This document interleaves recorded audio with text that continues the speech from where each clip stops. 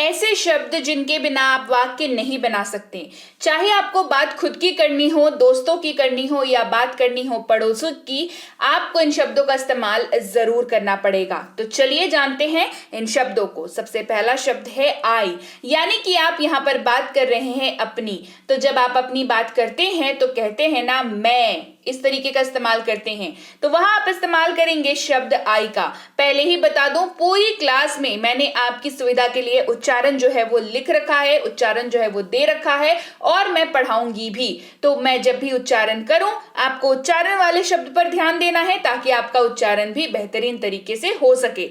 आई, मैं, यानी कि आप इस्तेमाल करेंगे उसको अंग्रेजी में आई।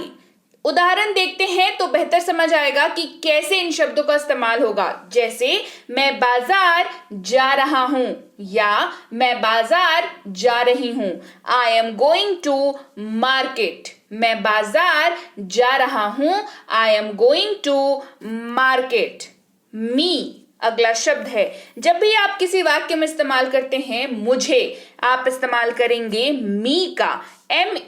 मी इसको पढ़ते हैं। ये कलम मुझे दे दो। Give me this pen. यह कलम मुझे दे दो। Give me this pen. My, my इसको पढ़ते हैं, यानी कि मेरा। जब आप बात करें ये मेरा है, ये मेरी है, आप ऐसे इस्तेमाल कर सकते हैं। आप इस्तेमाल करेंगे माय। यह मेरी कार है। This is my car. यह मेरी कार है। This is my car. यह मेरा घर है। This is my house. यह मेरा घर है। This is my house. अगला शब्द है माइन। इसको पढ़ते हैं माइन। इसका इस्तेमाल होता है मेरा या मेरी, इनके जगह पर ही। लेकिन जब आप वाक्य में मालिकाना हक जताना चाहें तब आप इसका इस्तेमाल करेंगे। उदाहरण के तौर पर, यह फोन मेरा है। कितने हक से आप कहते हैं ये फोन मेरा है। This phone is mine. यह फोन मेरा है। This phone is mine. तो hey everyone, welcome to be banker spoken English class, जहां आप सीखते हैं अंग्रेजी बोलना बहुत आसानी से। मैं हूं प्रीति मैम और स्वागत है आपका आज की क्लास में, जहां हम लोग सीख रहे हैं रोज प्रयोग होने वाले बहुत ही ज्यादा जरूरी शब्द। तो चैनल पर अगर पहली बार है तो स्वागत है आपका। जरा सब्सक्राइब बटन को क्लिक करके बेल आइकन जरूर दबा लीजिएगा ताकि आगे की आने वाली क्लासेस आपको टाइम पर मिलती रहे। बढ़ते हैं आगे। वी अगला शब्द है।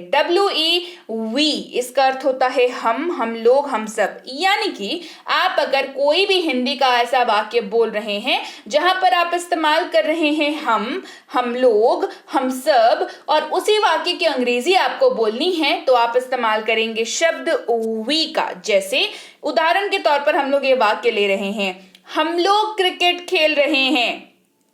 हम लोग क्रिकेट खेल रहे हैं। We are playing cricket. हम लोग क्रिकेट खेल रहे हैं।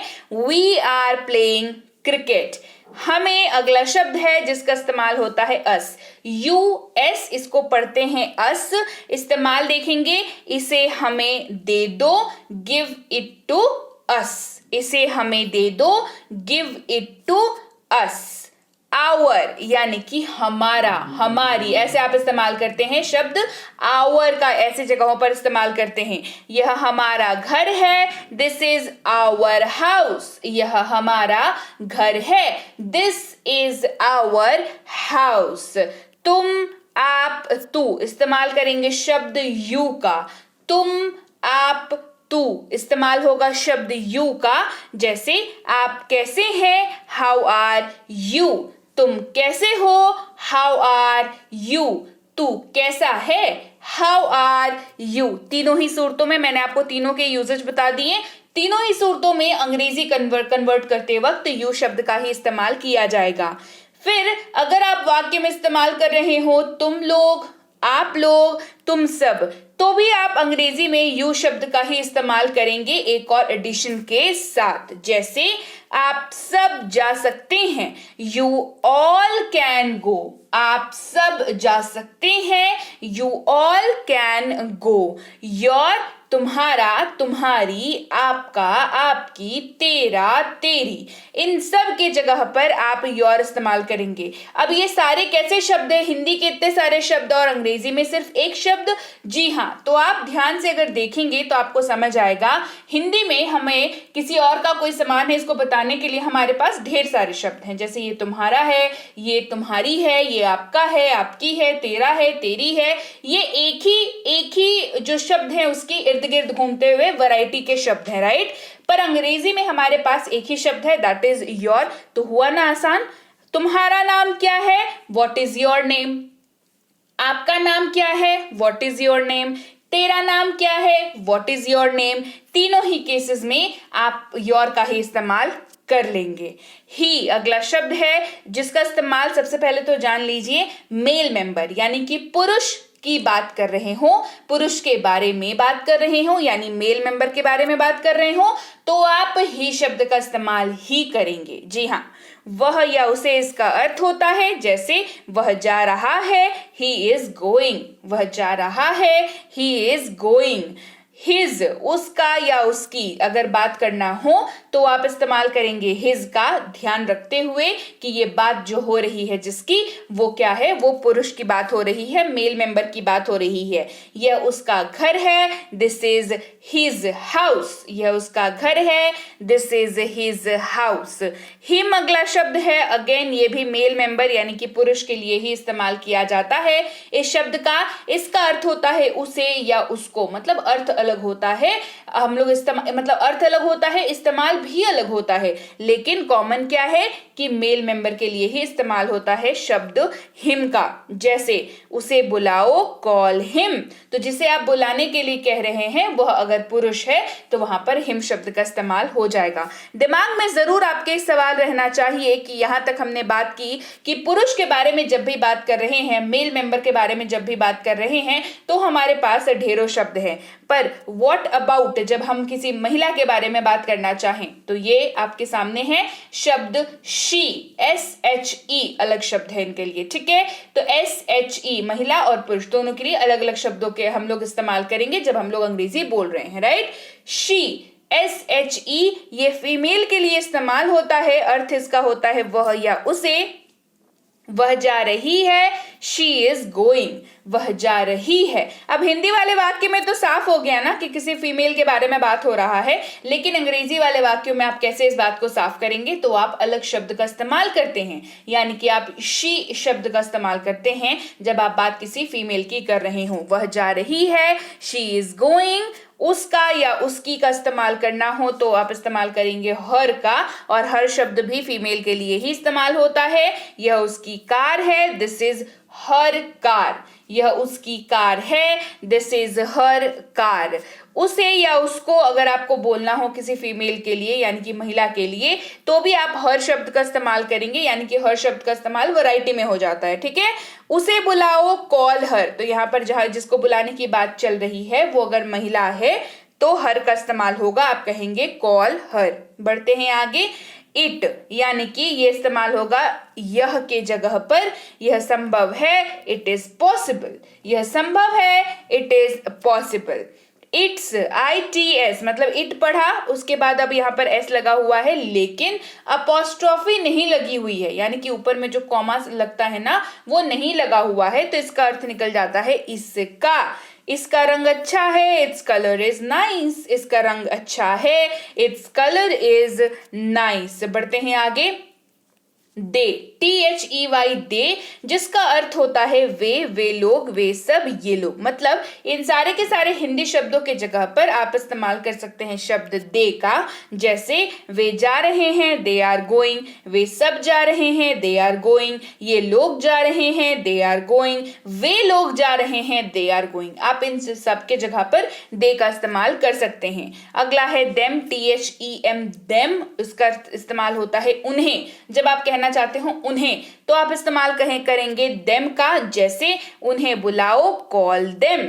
उन्हें बुलाओ, कॉल देम। बढ़ते हैं आगे, देयर, THEIR वाला देयर, मतलब सबसे पहले तो आप समझ लीजिए अंग्रेजी जब भी आप बोलना चाहें तो आपको ये याद रखना होगा कि अंग्रेजी में देयर जो है वो दो तरीकों का होता है, एक THERE और एक THEIR। तो आज हम लोग बात THEIR वाले देयर की करेंगे।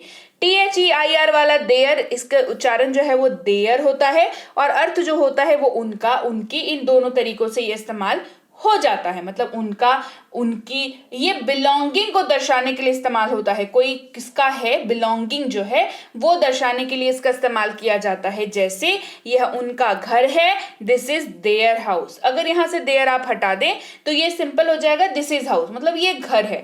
आप यहां पर ये बता नहीं पा रहे हैं कि ये किसका घर है। जब आपको बताना हो ये किसका घर है तो हम कहते हैं ना ये उनका घर है, तो यानी कि दिस इज देयर हाउस। तो यहां पर हमें क्या पता चला, बिलोंगिंग पता चली कि किसका है ये, है ना, बिलोंगिंग, किससे ये बिलोंग करता है ये हमें बताता है शब्द THEIR, देयर। जैसे ये उनका घर है, this is their house, right. तो चलिए भाई, ये थी आज की क्लास जहां पर हमने सीखे ऐसे शब्द जो कि बहुत बहुत बहुत महत्वपूर्ण है।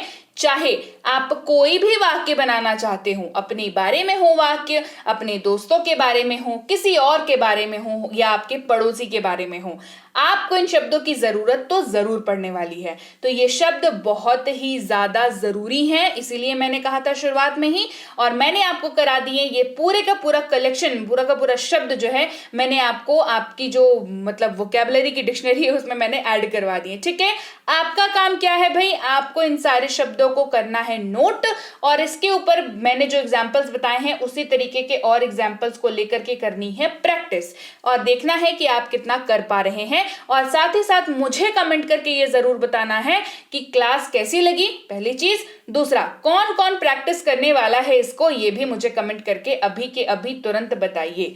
इसके साथ ही बता दूं कि टेंस की ई बुक आ चुकी है, अगर आपने अभी तक नहीं ली है तो टेलीग्राम पर आए, पता कर लें आप कैसे ले सकते हैं।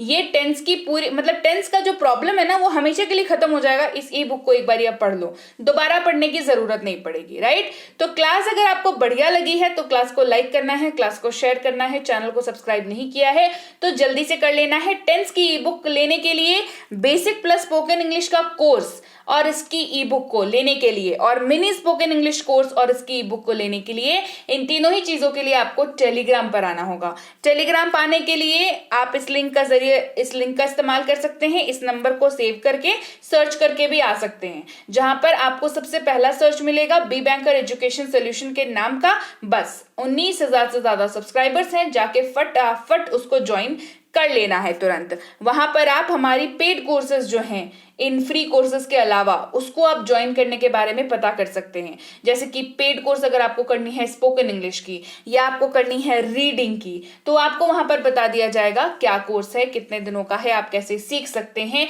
आपको क्या क्या वहां पर सिखाया जाएगा, क्या क्या चीजें आपको मिलेंगी, नोट्स मिलेंगी, आपको होमवर्क दिया जाएगा, उसकी आंसर शीट मिलेगी, पूरी की पूरी ई बुक मिलेगी। ये सारी चीजें आपको टेलीग्राम पर जो है वो बता दी जाएंगी। इन केस आपको अगर आप इंक्वायरी करना चाहते हैं तो टेलीग्राम पर जरूर आप बात कर लें, राइट। चलिए भाई, ये थी आज की क्लास, तो मैं मिलती हूं आपसे आपकी अगली क्लास में। Till then, thank you so much for watching, stay tuned to be banker spoken.